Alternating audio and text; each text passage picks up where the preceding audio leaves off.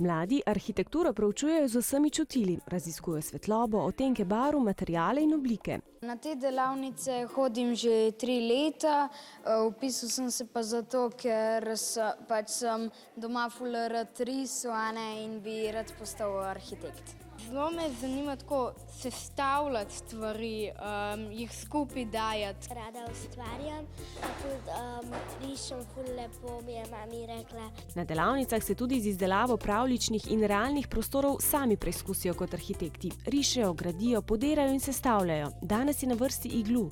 Šlo mi je kar dobro, iglu pa visok, da bi lestenec lahko gor obesil.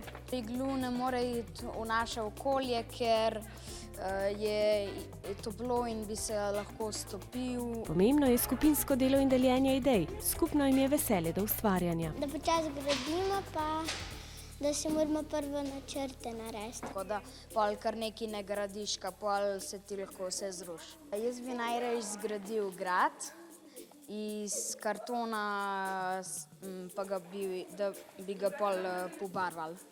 A mladi arhitekti ne izpopolnjujejo le ročnih spretnosti, ampak tudi poglabljajo zavedanje o okolju, v katerem živimo.